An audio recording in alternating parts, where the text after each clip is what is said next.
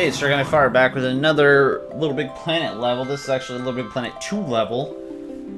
Today's level that we're playing is Final Fantasy VII Bombing Mission by Arch.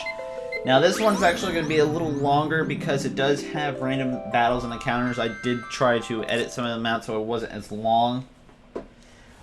How do I say this? It's really well done. It's really well done. I'm trying to find if there was anything I basically disliked about this. I'm not entirely sure because I did a couple test runs. I tried it on Little Big Planet 3 and it does not work. Logic broke on its head. It would have been nice to record in 1080p, but I guess it doesn't really make a difference because I don't know. Little Big Planet games all look the same, unless like they made a new one. Like Little Big Planet 3 looks amazing, just can't play it. So enough complaining about Little Big Planet. As you can see, Final Fantasy VII starts out with starry skies and whatnot. And that's how it starts in the game. And then it cuts to a flower girl in the slums. This is Eris or Aerith, whatever enunciation you like or translation you like. I like Eris because that's what I grew up with. And it has the music.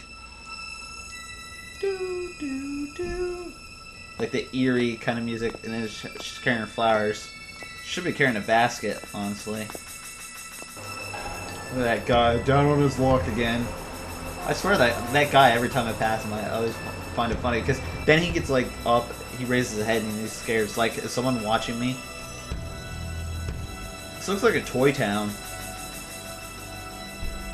And then it cuts out to basically an opening of Final Fantasy VII. And that's basically how the game begins. It shows Midgar and then the logo of Final Fantasy VII with the opening title sequence music. And then it cuts to a train. It keeps going to the city. It keeps cutting back to the train. The only thing I don't like, I'll actually point it out here in a second when you get closer and on that train. We're zooming in. Is that he didn't show us flipping off the train. As you can see, we're right in the reactor or fighting enemies. But I guess limitation on Little Big Planet 2 space, so he didn't include that. Man up, Wedge. Wedge never mans up. He's just going, I'm sitting here. How do I? Oh, the character designs for this look amazing. Like this is Cloud. And there's Barrett. Yo, this is your first time in Reactor.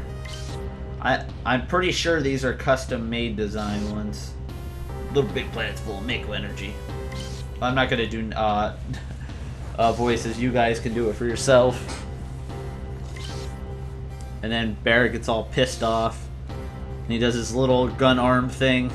Yeah, that is a gun arm, viewers, for those wondering what it is attached to his arm, his hand. I don't know what his problem is.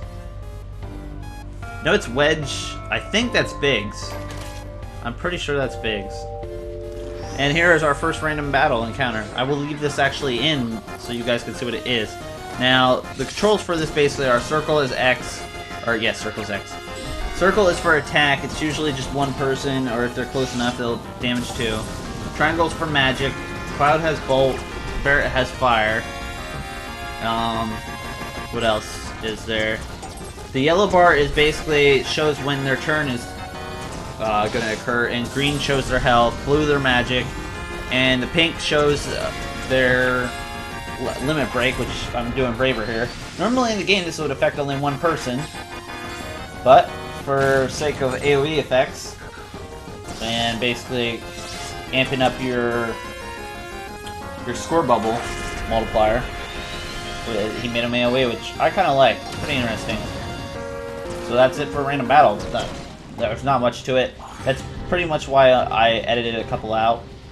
But I forgot the victory music, so I was like, "Where's my victory music?" Because earlier it's like, da da da da da da da da. And we're going down. Jess is coming with us. I was trying to massage Barrett's back there, but he was having none of that. I do like how he did alter the dialogue. He's like, Little Big Planet's dying, Cloud. He gets scared there. It's nice to see the facial expressions. Though he did leave out, like, Barrett does swear a lot, so they do edit that with, like, a bunch of symbols and whatnot. It was always freaking hilarious in the game. And I think we're coming up to another random battle that we're just going to cut out of this. Because it's basically the same enemies. Most of the enemies you face in this reactor are the same. Generally, I faced a lot of soldiers and not many turrets. Cloud's Bolt was usually good for dealing with mechanical things, and Barrett, I usually just had attack. Because I didn't really much care for fire. Bolt was like the only good one because with fire, well, they both had AoE effects depending on if you press back or left or right on the directional pad. I forget what it was, but they were both pretty good. But I just preferred Bolt overall. I don't know. To me, it seemed like Barrett. I just wanted to save his magic because I think I ended up making him hold Cure until I got, like, other party members. Once I got it. She's trying to slap me. And then she's trying to wave for me. And here she goes. See, the one thing I don't remember in the actual game is Jessie having a ponytail, but I guess that was because of those low resolution. As you can see, one of my friends, Shanzenos, actually made a comment that, like, apparently he got lazy because the enemies you can just kill. And instead of actually just going into a random battle. But then again, limitations of being on here. Now, if you were to teleport to somewhere else instead of battling here, that would be a totally different thing. But to basically have the background of what's going on around you makes it more realistic. And as you can see, I'm getting stuck here. I don't know how to get past. Getting a little angry at this point. Cloud's face shows the anger in his face. So down he goes, down the pipe. In the actual game, you actually slid down the pipe. And now we're down here all the way, and we're gonna get ambushed by more enemies. And we'll just skip ahead instead of having to fight them. And Barrett still looks pissed. I don't remember the score bubbles being here on the way to the reactor. There we go, times 27. I wonder if I could get the trophy if I hadn't had it yet. And Barrett's basically forcing Cloud to set the bomb. Basically making sure he doesn't try anything funny. Fine, be my guest. No, you're supposed to be the guest. And this is actually the actual part where he, like, kind of freaks out. He's like, this is more than a reactor. So you find out more about that later in the game. If you want to, viewers, I can LP this game, like, on the channel or on Twitch. It all depends. I know a lot of you don't like JRPGs. Oh god. 10 minutes to detonation. And it turns into a race.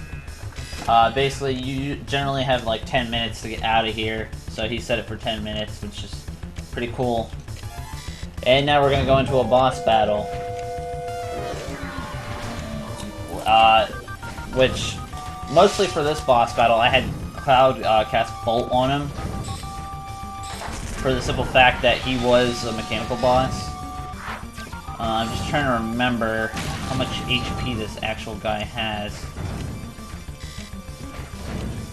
It's been forever.